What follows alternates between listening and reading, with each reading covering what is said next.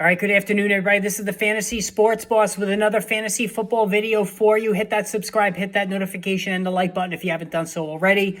I know it's still a quiet time during the offseason. Free agency is going to really ramp up in the next couple of weeks. We have the Combine coming up as well. Lots to talk about there. But the Tampa Bay Buccaneers made the news today. So Todd Bowles was discussing his hiring of Dave Canales to be the new offensive coordinator.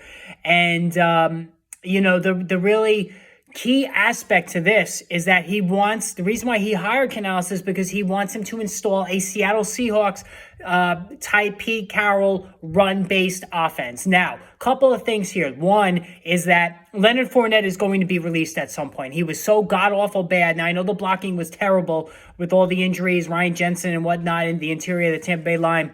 But Fournette looked like he was completely on fumes. He's 28 years old. It looks like it's going to be done for him. So he's going to be out of the picture. But Rachaad White, even though he had some exciting moments, he was pretty bad himself. He was not very efficient. He was in the 60 range, 61st in yards per carry after contact, which is just a downright horrid number. So Rachaad White wasn't good either. So you could chalk it up to the blocking again. But he just didn't make anything happen, namely Rachaad White.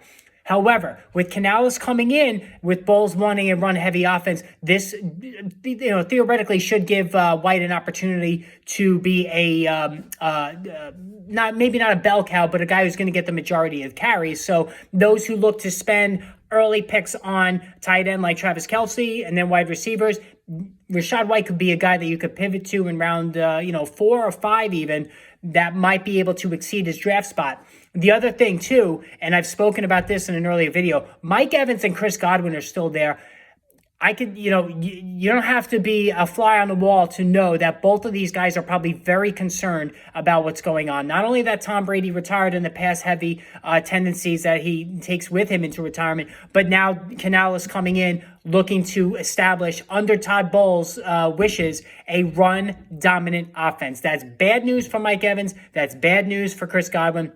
I've said all along they need to trade one or both of these guys, maybe get some draft picks. They probably could get a high second-round pick for either one of these guys.